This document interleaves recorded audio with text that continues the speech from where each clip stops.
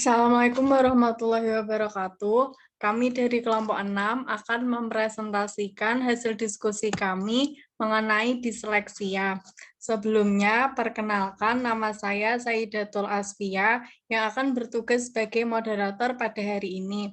Adapun anggota kelompok kami, yang pertama Eni Sulistiawati, yang kedua Nola Wiyarti, yang ketiga Yesika Elsa, yang keempat Dernika Ifade, yang kelima Safa Nur Haryatuti Ningtyas, yang keenam Septia Melani Putri. Selanjutnya adalah penyampaian materi. Kepada Eni, saya persilahkan. Baik, pengertian disleksia. Disleksia berasal dari kata Yunani yaitu dis yang berarti kesulitan dan leksia yang berarti kata-kata. Dengan kata lain, disleksia berarti kesulitan mengolah kata-kata. Disleksia adalah ketidakmampuan belajar yang terutama mengenal dasar berbahasa tertentu yang mempengaruhi kemampuan mempelajari kata-kata dan membaca meskipun anak memiliki tingkat kecerdasan rata-rata atau di atas rata-rata. Motivasi dan kesempatan pendidikan yang cukup serta penglihatan dan pendengaran yang normal. Next. 2 macam disleksia. Yang pertama, development disleksia. Merupakan bawaan sejak lahir dan karena faktor genetis atau keturunan. Penyandang disleksia akan membawa kelainan ini seumur hidupnya atau tidak dapat disembuhkan. 2. Acquired disleksia. Didapat karena gangguan atau perubahan cara otak kiri membaca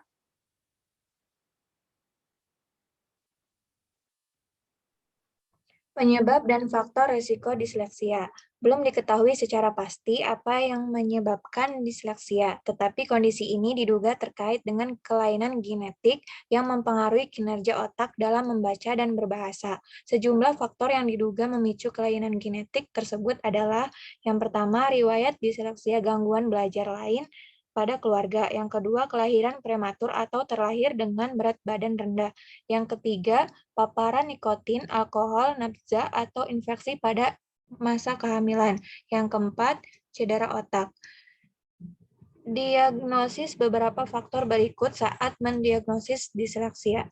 Yang pertama, riwayat kesehatan, perkembangan dan pendidikan anak. Yang kedua, situasi dan kondisi di rumah. Yang ketiga, kuesioner. Yang keempat, pemeriksaan syarat. Yang kelima, tes psikologi.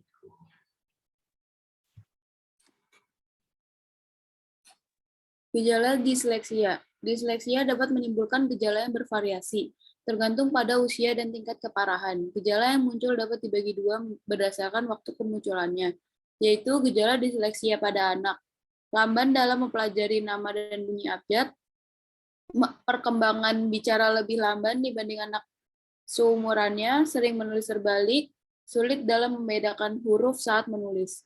2. Gejala disleksia pada remaja dan orang dewasa. Gejala ini dapat menyebabkan penderitanya sering salah mengucapkan nama atau kata dan kesulitan membaca dan menulis.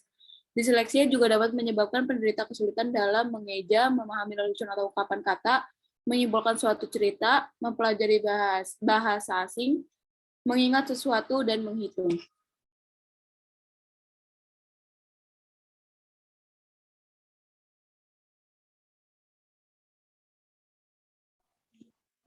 Penanganan disleksia. Penanganan disleksia,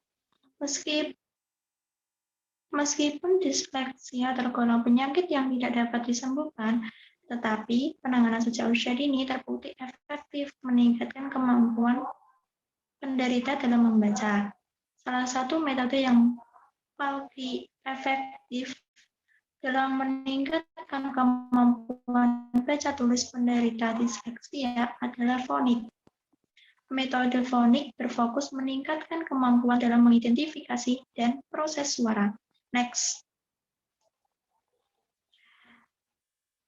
Penanganan disleksia pada anak. 1. Beri semangat pada anak agar berani membaca. 2. Bekerja sama dengan guru di sekolah. 3. Bicara dengan anak tentang kondisinya. 4. Batasi untuk menonton TV atau gadgets. 5. Bergabung dengan sport group. Next. Penanganan disleksia pada orang dewasa. 1. Melatih atau membimbing pasien secara rutin agar kemampuan pasien dalam membaca meningkat. 2. Membacakan perintah yang tertulis untuk menghindari kesalahan pasien dalam melakukan perintah tersebut. 3. Membantu pasien mempelajari, mengelola, dan mengatasi masalah yang menyebabkan disleksia di tempat kerja dengan terapi okupasi. Yang keempat, memanfaatkan fitur-fitur teknologi yang dapat memudahkan pasien dalam bekerja, seperti memakai alat perekam ketika rapat, atau menggunakan aplikasi yang dapat mengubah tulisan menjadi kata-kata sebagai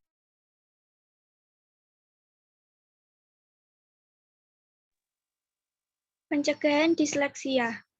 Hingga saat ini tidak ada cara untuk mencegah disleksia. Namun, orang yang memiliki disleksia disarankan untuk melakukan konseling pranikah sebelum merencanakan kehamilan.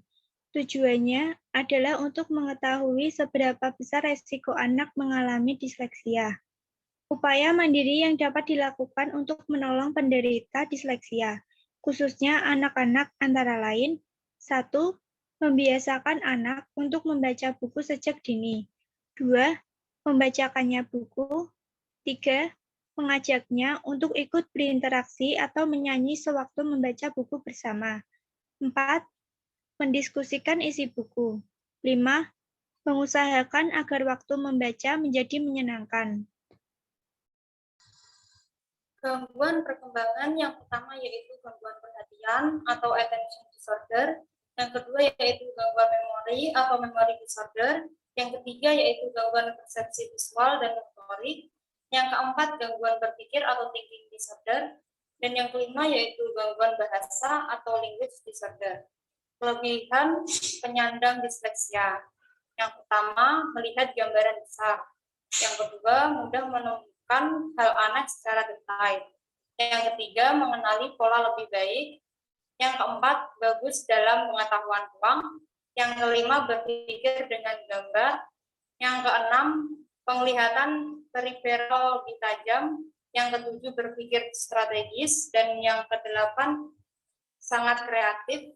Yang kesembilan, berpikir out of the box dan memberi solusi.